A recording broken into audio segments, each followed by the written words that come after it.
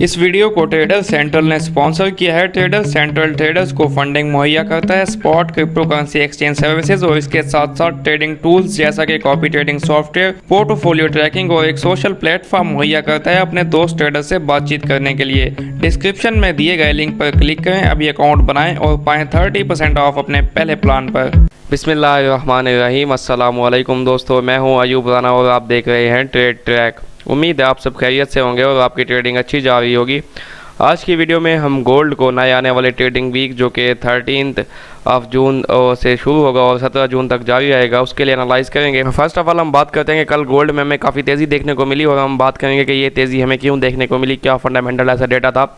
तो हम देखते हैं जो हमारा फ्राइडे का डेटा था उसको हम एनालाइज करते हैं और हम थोड़ा समझने की कोशिश करते हैं कि हमें फंडामेंटली क्या डेटा था, क्यों मार्केट ऊपर गई।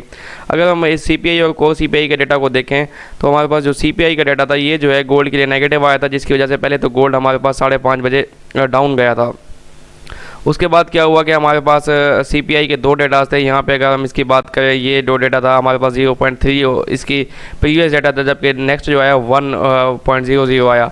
अब ये जो डेटा है प्रीवियस से जितना ज़्यादा आएगा डॉलर के लिए उतना पॉजिटिव होगा, यानी कि 0.3% था, 0.3 से 1.0 हो गया, यानी कि 0.7% पॉजिटिव डेटा आया है डॉलर के लिए। जब डॉलर के लिए पॉजिटिव आएगा, गोल्ड के लिए नेगेटिव होगा, तो गोल्ड नीचे चला गया। 5:30 बजे हमें गोल्ड में नेगेटिव मूव देखने को मिली, तकरीबन 1825-26 के आसपास गोल्ड नीचे गया था। उसके बाद हम देखें तो गोल्ड ऊपर चला गया, क्योंकि उसके बाद हमारे पास डेटा था शाम 6 बजे, टेगरी करेंसी रिपोर्ट थी। उसके बाद हमारे पास प्रीलिम UM कंज्यूमर सेंटीमेंट थे, प्रीलिम UM इन्फ्लेशन एक्सपेक्टेशंस थे, एंड आफ्टर दैट रात को हमारे पास फेडरल बजट बैलेंस था। अब अगर इन तीनों डेटास की बात करें जिनकी मैं बात करूँ, तो प्रीलिम UM कंज्यूमर सेंटीमेंट क्या है कि ये कुछ लोगों से मतलब कि एक ग्रुप होता है लोगों का, ये जैसे हम सर्वे करते हैं तो ये सर्वे करके पता करते हैं कि आप इकॉनमी के बारे में क्या सोचते हैं, क्या आप इकॉनमी से सेटिस्फाइड हैं। तो ये जो है डेटा डॉलर के लिए नेगेटिव आया था। यहाँ पे इसको अगर हम देखें तो ये जो डेटा है हमारे पास, इसका प्रीवियस जो था 58.4 था, अब 50.2 है। तो जितना ये डेटा प्रीवियस से अगर ज़्यादा आता तो ये इसके लिए पॉजिटिव होता, यानी कि लोग इतने ज़्यादा लोग जो हैं इकॉनमी से खुश हैं। लेकिन ये डेटा 58 से 50 पे आ गया, यानी कि लोग जो है इकॉनमी से खुश नहीं है, कम लोगों ने इकॉनमी के बारे में अच्छे सेंटीमेंट बताए हैं। तो इसलिए ये डॉलर जो है ये इसलिए जो ये डेटा है ये नेगेटिव आया डॉलर के लिए और गोल्ड के लिए पॉजिटिव था। ये डेटा गोल्ड को अप मूव करने में हेल्प कर गया। उसके बाद अगर हम बात करें UM इन्फ्लेशन एक्सपेक्टेशंस की, तो ये 5.3 से 5.4 हो गई। अब इन्फ्लेशन को आप समझें, इन्फ्लेशन का अगर मैं आपको आम अल्फाज में समझाऊं तो इन्फ्लेशन का मतलब है महंगाई। लेकिन बतदरीज महंगाई को इन्फ्लेशन कहते हैं, यानी कि महंगाई एक होती है महंगाई, कीमतें बढ़ गई महंगाई होगी। लेकिन इन्फ्लेशन क्या है? इन्फ्लेशन का मतलब है कि टाइम टू टाइम कीमतें बढ़ती जाएंगी, बढ़ती जा रही हैं। ये एक तो होती है एक बार कीमतें बढ़ी और ठहर गई, वो महंगाई है। इन्फ्लेशन का मतलब है कि कीमतें अभी और भी बढ़नी है, कीमतें बढ़ती जाएंगी। तो लोगों की एक्सपेक्टेशन 5.3 से 5.4%, यानी कि इन्फ्लेशन की एक्सपेक्टेशंस बढ़ गई हैं। इसका मतलब क्या है कि अभी इन्फ्लेशन बढ़ने वाले लोगों के जहन में ये चीज़ आ गई है। और जब ये लोगों के जहन में ये चीज़ आ जाए, इन्फ्लेशन हो जाए, तो इन्फ्लेशन से क्या होता है कि आपकी जो जेब में पैसे हैं उसकी वैल्यू कम हो जाती है। क्योंकि एक चीज़ आपने आज 500 की खरीदी है, कल जब कीमतें बढ़ जाएंगी तो वो चीज़ आपकी 600 की हो जाएगी। आपकी जेब में जो 500 है उसकी वैल्यू 100 से कम हो जाएगी, क्योंकि कल जो 500 से आपको एक चीज़ मिल रही थी वो आज आपको 600 से मिलेगी। इसका मतलब कि आपके पैसे की वैल्यू कम हो गई है। तो ये इन्फ्लेशन ने भी गोल्ड को अपलिफ्ट करने में मदद की। जब इन्फ्लेशन बढ़ती है तो लोग क्या करते हैं, जो उनकी जेब में पैसा होता है उनको पता होता है इन्फ्लेशन आ रही है, तो इससे क्या होता है हमारे पैसे की वैल्यू कम होने लगी है।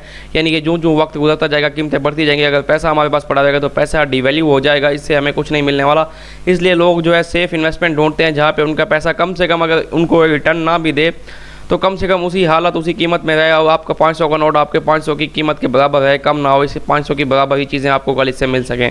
तो इन्फ्लेशन को देख के लोग जो है ऐसी एक इन्वेस्टमेंट ढूंढते हैं, जो है जिनमें से एक जो है गोल्ड है। इस वजह से इन्वेस्टर्स गोल्ड की तरफ भागते हैं। ये सेफ़ हेवन है, सेफ़ इन्वेस्टमेंट है, यहाँ पर लोग इन्वेस्ट करते हैं।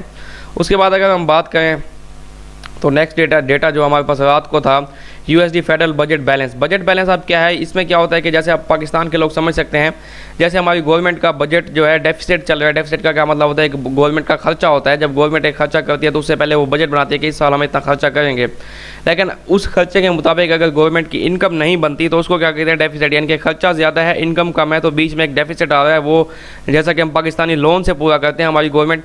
तो इस बार अमेरिका में क्या हुआ है कि उनका जो मंथली बजट था वो -66.2 बिलियन, यानी कि कि इतना उनका खर्चा ज़्यादा हुआ है जबकि इनकम इससे कम हुई है। तो इतना जो है उनका डेफिसिट है इनकम और एक्सपेंसेस के दरमियान, इतना डिफरेंस है जिसकी वजह से उन्हें ये जो डिफरेंस है फील करना पड़ेगा, वो जहाँ से भी करें। ये एक नेगेटिव चीज़ थी डॉलर के लिए जिसने गोल्ड को अपलिफ्ट करने में हेल्प की। अब ये क्वेश्चन हर किसी के माइंड में था कि गोल्ड इतना ऊपर क्यों चला गया, तो ये मैंने आपको एक पहले समझाने के लिए फंडामेंटली मैंने आपको समझाया कि गोल्ड में ऊपर जाने की मूवमेंट की क्या वजह थी। अब इसके साथ अगर हम देखें तो आप लोगों के जहन में ये भी सवाल होगा, चार्ट की तरफ चलते हैं, वहाँ पे मैं आपको समझाता हूँ। जी यहाँ पे अगर हम देखें तो गोल्ड जो है अपवर्ड मूवमेंट कर रहा था, गोल्ड ने ऊपर की मूव दिखाई। इसके साथ साथ अगर हम डॉलर इंडेक्स को देखें, यहाँ पे आपको डॉलर इंडेक्स में भी पॉजिटिव मूव देखने को मिली है। इसकी क्या वजह है, इस पर मैंने खुद भी रिसर्च किया। इसकी वजह ये हो सकती है कि डॉलर का डेटा तो नेगेटिव आ रहा था, गोल्ड भी पॉजिटिव जा रहा था। इंडेक्स और डॉलर इंडेक्स और गोल्ड जो है ऐसा अमूमन होता नहीं है कि दोनों एक ही साइड में मूव करें। इसकी वजह सिर्फ यही बन रही थी कि जो है इन्फ्लेशन एक्सपेक्टेशंस को देख के लोग जो है अपने पैसे को कहीं सेफ इन्वेस्टमेंट में डालना चाह रहे थे। तो डॉलर भी उनमें से एक सेफ इन्वेस्टमेंट है क्योंकि डॉलर को स्टेबल करेंसी माना जाता है। आप देखें यूरो इतना गिरा है नीचे, जीबीपी यानी कि पाउंड बहुत गिरा है, बाकी सब करेंसीज नीचे गिर जाए, लेकिन डॉलर ने खुद को स्टेबल रखा है। इसलिए कहीं ना कहीं डॉलर को भी स्टेबल इन्वेस्टमेंट, सेफ इन्वेस्टमेंट माना जाता है, जिसकी वजह से लोग इन्वेस्टर्स जो है इसकी तरफ भी भागते हैं, जिसकी वजह से इसमें भी हमें पॉजिटिव मूव देखने को मिली। जबकि इसका जो डेटा था वो इसके लिए नेगेटिव था, फिर भी इन्वेस्टर्स के इसकी तरफ रश होने की वजह से इसमें हमें पॉजिटिव मूव देखने को मिली है। तो ये जो है कंडीशन, ये जो वजूहात है गोल्ड और डॉलर इंडेक्स के अपवर्ड मूव करने को। अब हम देखते हैं टेक्निकल्स में क्या कहते हैं, चार्ट नेक्स्ट वीक के लिए हमें क्या कहते हैं, उसकी तरफ चलते हैं। जी ये जो है गोल्ड का वीकली चार्ट है। लास्ट वीक का अगर आपने मेरा एनालिसिस देखा हो तो मैंने आपको बताया था कि गोल्ड यहाँ पे ठहरा है, यहाँ से इसको नीचे जाना चाहिए। नीचे हम देख रहे थे 1828 से 32 का जोन, मैंने आपको बताया था ये एक स्ट्रॉन्ग सपोर्टिंग जोन है। अगर गोल्ड इस एरिया को ब्रेक नहीं करेगा तो हम इसके यहाँ से बायर बनेंगे और यहाँ से बायर बन के हम इसको 1900 के लिए होल्ड करेंगे। सेकंड मैंने आपको बताया था अगर 28 से 32 का जोन 4 घंटे या एक दिन के चार्ट में ब्रेक हो जाता है तो हम इसको देखेंगे 1808 से 9 के एरिया में। ये एरिया मैंने आपको बाइंग जोन बताया था, मैंने कहा था यहाँ से हम बाई में बैठेंगे 1900 के लिए। लेकिन अल्हम्दुलिल्लाह जो 1828 से 32 का जोन था वो ब्रेक नहीं हुआ और यहीं से हमें गोल्ड ने बाय की मूव दी और यहाँ से ही हम बायर बने और अभी हम एक्सपेक्ट कर रहे हैं कि गोल्ड 1900 को टच कर जाएगा। अब टेक्निकल्स क्या कह रहे हैं, 1865 का रेजिस्टेंस लेवल था, पिछले 2 वीक से हम देख रहे थे इस कैंडल ने ब्रेक नहीं किया, इसने ब्रेक नहीं किया, लेकिन जो अब की कैंडल है ये 1865 के इस रेजिस्टेंस लेवल को यहाँ पे ब्रेक कर चुकी है। अभी इसने ब्रेक किया है तो ये नेक्स्ट वीक में 1870 के आसपास ये क्लोज हुई है। तो यहाँ पे ये 1865-60 को टेस्ट करके वापस, क्योंकि अगर ये 60 पे भी आता है थोड़ी बहुत नीचे वीक देके वापस ऊपर चला जाएगा गोल्ड और यहाँ से हम इसको 1900 की तरफ देख सकते हैं। और जब ये 1900 पे आएगा तो हम इसको देखेंगे कि यहाँ पे क्या पोजीशन बनाता है, क्योंकि 1900 भी एक स्ट्रॉन्ग लेवल है, अच्छा लेवल है। यहाँ से एक रिट्रेसमेंट या रिवर्सल एक्सपेक्टेड हो सकता है, वो मैं आपको समझाता हूँ कैसे। अगर हम यहाँ पे ट्रेंड बेस्ड फिबोनाची लगाएं, इसको मैं आपको दिखाता हूँ। यहाँ से मार्केट जो है नीचे गिरना शुरू हुई 2070 के लेवल से। यहाँ से जब गिरी मार्केट ने लो लगाया 1888 के 90 के आसपास, यहाँ से लो लगा के मार्केट चली गई 1998 को यहाँ पे टेस्ट किया मार्केट ने। ये जो है मार्केट ने यहाँ पे अपना हाई लगाया था 2070 का, उसके बाद मार्केट ने ये लो लगाया, उसके बाद मार्केट ने ये हाई लगा के और ये नीचे। अब यहाँ से नीचे आके मार्केट जो है रिट्रेसमेंट लेना चाह रही है। रिट्रेसमेंट में अगर आपको फिबोनाची के लेवल्स का नॉलेज है तो फिबोनाची के 2 लेवल्स होते हैं जो कि रिट्रेसमेंट के लास्ट लेवल होते हैं, 0.618 और उसके बाद 0.5। 0.618 का जो लेवल है वो हमारे पास यहाँ पे 1887-88 के आसपास है, ये 0.618 का लेवल है। अगर ये यहाँ पे आके यहाँ पे रिजेक्शन लेगा तो यहाँ से हम इसको वापस नीचे एक्सपेक्ट कर सकते हैं। अदरवाइज़ अगर ये यहाँ से ऊपर जाता है तो 0.5 का लेवल जो है रिट्रेसमेंट का लास्ट लेवल होता है, जो कि हमारे पास 1910 के आसपास आ रहा है। ये आप देख सकते हैं 1910 का लेवल 0.5 का। अगर यहाँ पे ये जाता है 1910 पे, अगर यहाँ पे रिजेक्शन लेगा तो हम इसको वापस यहाँ से एक्सपेक्ट कर सकते हैं, क्योंकि ये जो है मूव रिट्रेसमेंट लेके वापस मूवमेंट नीचे कर सकता है। लेकिन अगर 0.5 का लेवल ब्रेक हो गया ऊपर, उसके 4 घंटे की एक वीक की या एक दिन की कैंडल क्लोज हो गई, तो हम इसको फिर ऊपर 1950-60 की तरफ देख सकते हैं। तो इस एरिया में जब गोल्ड आएगा तो हम देखेंगे कि यहाँ पे क्या बिहेवियर दिखाता है, इसको सेल करना है यहाँ से बाय। फिलहाल के लिए गोल्ड बाय है और ये 1900 को तो लाजमी टेस्ट करेगा। मज़ीद अगर हम इस वीक की सपोर्ट की बात करें तो जो हमारी वीकली सपोर्ट होगी वो इस वीक रहेगी जी 1840 पे।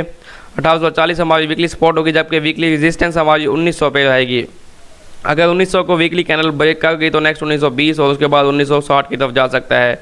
जबकि 1840 की सपोर्ट ब्रेक होगी तो फिर हम इसको 1828 और उसके बाद 1810 की तरफ देख सकते हैं। फिलहाल ट्रेंड पॉजिटिव है, इसलिए हम इसको नेक्स्ट वीक पॉजिटिवली ट्रेड करेंगे। अभी हम चलते हैं गोल्ड के डेली चार्ट की तरफ।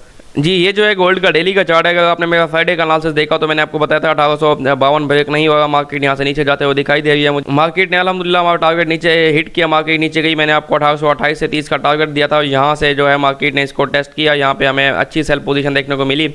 और उसके बाद मैंने आपको ये पिछले 3 दिन से मैं आपको बताता आ रहा हूँ कि 1828 से 30 का लेवल जो है जब मार्केट यहाँ पे आएगी तो हम देखेंगे, अगर मार्केट यहाँ पे बाय का बिहेवियर देगी तो यहाँ से बाय हो सकती है। और ऐसा ही हुआ, आप देखें 1828 से 30 के लेवल को मार्केट ने प्रॉपरली यहाँ पे टेस्ट किया, उसके बाद डायरेक्ट ऊपर चली गई।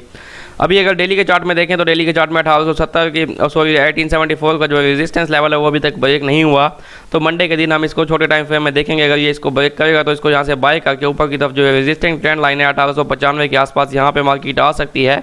इसको टेस्ट करके इसके ऊपर निकल के 1900 को भी टेस्ट कर सकती है। अगर 1900 को टेस्ट करेगी, जैसा कि यहाँ पे नीचे विक बनी है, तो ऊपर भी ऐसे विक बन सकती है, मार्केट वापस नीचे आके यहाँ नीचे आ सकती है। जब इस लेवल पे आएगी 1895 के आसपास तो हम देखेंगे कि यहाँ पे मार्केट क्या बिहेवियर देती है।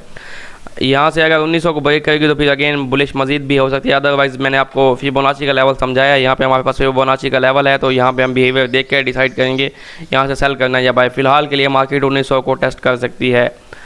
अभी हम चलते हैं इसके 4 घंटे के चार्ट की तरफ। जी, ये जो है गोल्ड का 4 घंटे का चार्ट है और मैंने फ्राइडे में आपको बताया था जब 1842 के नीचे यानी कि ये रेड कलर की ट्रेंड लाइन ब्रेक होगी 4 घंटे की कैंडल से, तो आपने सेल करना है। ये देखें, ये जो कैंडल है इसने 1842 को यहाँ पे ब्रेक किया, शूटिंग स्टार बहुत ज़बरदस्त कैंडल क्लोज हुई सपोर्ट लेवल के ब्रेकआउट पे। उसके बाद ये आपको सेल की मूव देखने को मिली, ये अच्छी एक सेल की ट्रेड हमारी बनी थी। उसके बाद हम बात करें तो यहाँ 1800 का ये जो 1828 से 30 का लेवल है ब्रेकआउट नहीं हुआ था इसका, यहीं से मार्केट अगेन बाय गई और बाय जाने का भी हमारे पास फंडामेंटली जो है एविडेंसेस थे। और मैं आपको फ्राइडे की वीडियो में बता गया था जब फंडामेंटल्स आते हैं तो टेक्निकल्स फेल हो जाते हैं। फंडामेंटल ने जब इसके पॉजिटिव मूव को सपोर्ट किया तो गोल्ड पॉजिटिव मूव कर गया। नेक्स्ट अगर बात करें तो हमारे पास ये 1868 से 74 का जोन है। 68 ब्रेक हो चुका है, 68 के ऊपर कैंडल क्लोज हो गया, 74 अभी तक ब्रेक नहीं हुआ। 68 तो यहाँ पे भी ब्रेक हुआ था 1868, लेकिन मार्केट ने मूव अपवर्ड नहीं दिखाई दिया। अब हमें मंडे को क्या देखना है कि हमें 4 घंटे की कैंडल जो है या तो यहाँ पे हमें बुलिश कन्फर्मेशन दे अच्छी सी, यहाँ से हम इसको बाय करें। अदरवाइज जो है ये 1874 का ब्रेकआउट करें, यहाँ हम इसको ब्रेकआउट और टेस्ट पे बाय करें 1886 और उसके बाद 96 के लिए। तो ये मैं आपको समझा रहा हूँ कि यहाँ पे भी 1868 का ब्रेकआउट हुआ था, ये निचले लेवल का 1868 का, यहाँ पे भी 68 का ब्रेकआउट हो चुका है। लेकिन फिलहाल मार्केट को बाय नहीं करना अगर आप पहले से बाय में नहीं है तो आपको वेट करना है, या तो यहाँ पे इस जगह पे कंफर्मेशन हो तो आप बाय करें, या फिर 1874 का ब्रेकआउट हो इस लेवल का, इसके ऊपर 4 घंटे की कैंडल क्लोज हो तो इसके टेस्ट पे यहाँ से बाय करें। तो ये जो है इसकी सिचुएशन है गोल्ड की। लॉन्ग टर्म ट्रेंड जो इसका पॉजिटिव है, फंडामेंटली पॉजिटिव मूव को सपोर्ट मिल रही है, तो इसलिए हम इसको नेक्स्ट वीक पॉजिटिव ट्रेड करेंगे। लेकिन कैंडलस्टिक्स को देखते हुए मंडे हम देखेंगे 4 घंटे की कैंडल्स यहाँ पे क्या करती हैं। अगर यहाँ पे हमें बुलिश एविडेंस मिलेगा तो हम इसको बाय करेंगे 1886, 96 और 1900 के लिए। तो ये जो है हमारा गोल्ड का वीकली एनालिसिस है। अगर आपको वीडियो अच्छी लगे तो इसको लाइक कीजिएगा, कमेंट करके ज़रूर बताइएगा। और हमारा डेली का एनालिसिस जो होता है उसमें हम ऑयल और गोल्ड को एनालाइज करते हैं, उसके साथ साथ हम उसका डेली का फंडामेंटल डेटा जो होता है उसको भी डिस्कस करते हैं। तो डेली का एनालिसिस भी लाजमी देखिएगा। And good luck for your trades. Allah हाफिज़।